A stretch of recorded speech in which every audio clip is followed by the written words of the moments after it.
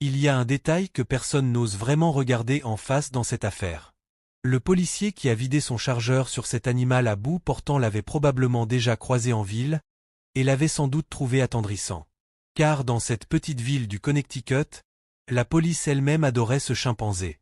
Alors comment une créature que toute une communauté considérait comme parfaitement inoffensive a-t-elle pu, en l'espace de quelques secondes, se transformer en machine à tuer? Reste avec moi jusqu'à la fin, parce que la véritable cause de ce basculement n'a été comprise qu'après l'autopsie, et elle change absolument tout. Si tu aimes les histoires vraies qui te tiennent en haleine, un petit like m'aide à en raconter davantage. Remontons au 21 octobre 1995. Dans un sanctuaire pour primates du Missouri, un bébé chimpanzé vient au monde. Un couple du Connecticut, Sandra et Jérôme Herold, propriétaires d'une entreprise de remorquage, décident de l'adopter et le baptisent Travis, du nom de leur chanteur préféré. Ils l'installent dans leur maison de Stanford et l'élèvent, littéralement, comme leur propre enfant. Ce qu'ils ne mesurent pas encore, c'est qu'ils viennent de faire entrer sous leur toit 200 livres de puissance sauvage déguisés en peluche. Et pendant plus d'une décennie, l'illusion tient parfaitement. Travis accompagne le couple partout, au travail, dans les magasins, souriant à l'objectif installé à l'avant du camion familial. Les habitants le connaissent tous. Ils l'apprécient. Les forces de l'ordre elles-mêmes le voient comme une mascotte excentrique et adorable. Un voisin, Tony Macari, allait jusqu'à se battre gentiment avec lui, et confiait une chose stupéfiante. L'animal savait toujours s'arrêter au bon moment, et obéissait mieux aux consignes que ses propres neveux. Mais attends, parce que ce chimpanzé savait faire dépasse tout ce que tu imagines. Travis s'habillait tout seul. Il arrosait les plantes. Il donnait du foin aux chevaux de la famille. Il s'asseyait à table avec tout le monde et buvait son vin dans un verre à pied. Il ouvrait les portes avec des clés, se connectait à l'ordinateur du foyer pour feuilleter des photos, regardait le baseball en zappant avec la télécommande. Il se brossait les dents. Il a conduit une voiture à 1 ou 2 reprises. Il avait même mémorisé les horaires du camion de glace du quartier pour ne jamais rater sa friandise favorite. Et ce niveau d'intelligence lui a ouvert des portes que la plupart des humains ne franchissent jamais. Travis a tourné des publicités pour Pepsi et Old Navy. Il a été invité sur le plateau du Maury Povich Show. Un pilote de série a même été filmé avec lui, avant d'être abandonné. Un véritable curriculum de star. Sauf que derrière ce vernis parfait, 2 avertissements avaient déjà clignoté. Et tout le monde a choisi de les ignorer. Le premier survient en octobre 2003. Travis roule en voiture quand un passant lui lance un objet. Furieux, il ouvre lui-même la portière et se lance à la poursuite du fautif, qui détale, ce qui reste la seule réaction sensée quand on a un chimpanzé enragé aux trousses. La police débarque et la scène vire au comique. Les agents tentent d'appâter l'animal avec des cookies, de la glace, des noix de macadamia, mais dès qu'il a englouti sa récompense, Travis rouvre la portière et repart de plus belle. Il joue à cache-cache avec les policiers autour des véhicules, paralyse la circulation pendant des heures, et ne cède finalement qu'à l'épuisement, endormi par une fléchette tranquillisante. Personne n'est blessé.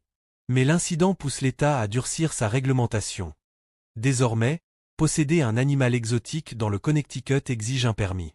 Une loi qui, ironie du sort, ne sera jamais imposée aux Herold, sous prétexte qu'ils détenaient Travis depuis trop longtemps. Le second avertissement est bien plus glaçant. En 1996, une femme du même secteur affirme que Travis l'a mordue et a tenté de la tirer de force à l'intérieur d'un véhicule. Elle assure avoir signalé les faits à la police. Pourtant, aucune trace de ce rapport n'existe nulle part. L'histoire s'évapore, et le chimpanzé poursuit sa vie de célébrité choyée, intouchable. Puis arrive le 16 février 2009, aux alentours de 15h40. Le contexte a changé. Jérôme Herold a succombé à un cancer. C'est désormais Sandra, 70 ans, qui tient seule l'entreprise, épaulée par une amie et employée, Charla Nash, une femme de 55 ans qui l'aide à gérer les affaires, à s'occuper de Travis, et à maintenir l'ordre dans sa vie personnelle. Ce jour-là, tout dérape à partir d'un geste anodin. Travis s'empare des clés de voiture de Sandra et sort de la maison. Inquiète, Sandra appelle Charla en renfort pour l'aider à faire rentrer l'animal. Charla, qui le connaît depuis des années, attrape l'un de ses jouets préférés, une poupée Elmo qui rit quand on la chatouille, et s'avance vers lui dans le jardin. Ce qui va suivre sera enregistré en direct, car Sandra composera bientôt le 911, et dans le fond de cet appel, on entendra encore les hurlements d'aimants de Travis pendant qu'elle supplie qu'on lui envoie des secours. À l'instant où le chimpanzé pose les yeux sur Charla, il bondit. Sans le moindre signe annonciateur. Il lui déchire le visage et les mains avec une sauvagerie totale. Face à 200 livres de muscles, Charla ne peut absolument rien faire. Sandra se jette dans la mêlée. Elle frappe Travis à coups de pelle, puis le poignarde avec un couteau de boucher, un geste qu'elle décrira comme aussi déchirant que de retourner la lame contre elle-même, tant l'animal avait été, pendant plus de 10 ans, un membre à part entière de sa famille. Rien n'y fait. L'assaut continue. Quand les secours débarquent, les ambulanciers n'osent même pas approcher et doivent attendre le renfort policier. Et c'est là que la scène prend une tournure presque irréelle.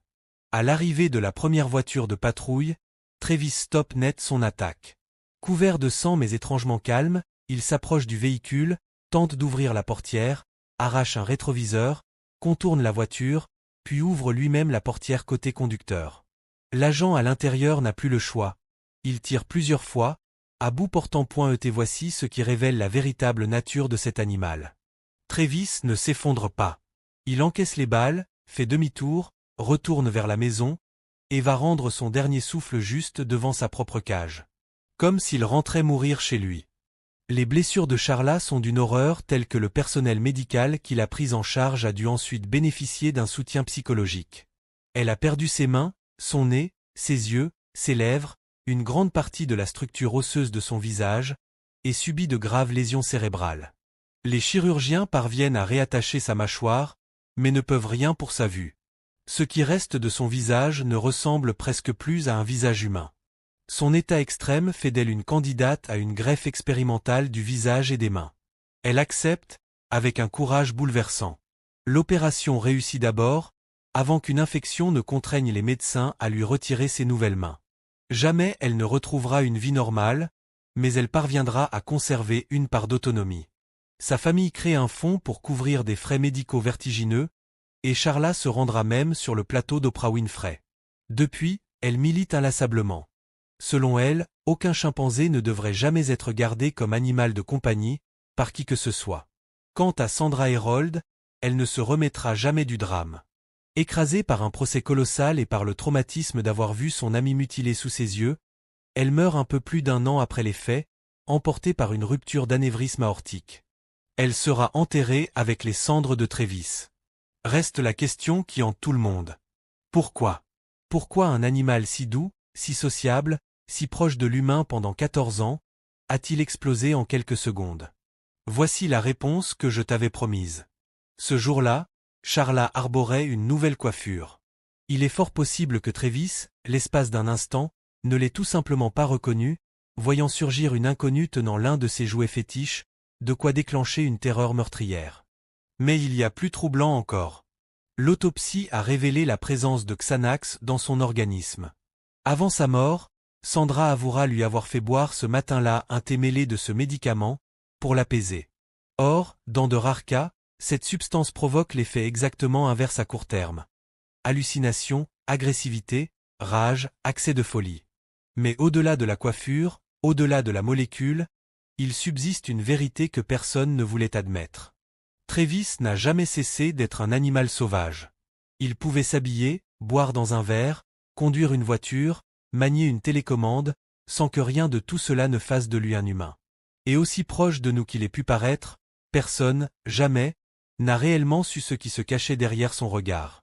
Dis-moi en commentaire ce que tu aurais fait à la place de Sandra ce jour-là, et si ce genre d'histoire te fascine autant que moi, enchaîne avec ma vidéo sur les prédateurs que des humains ont cru pouvoir apprivoiser, car certaines finissent encore plus mal que celle-ci.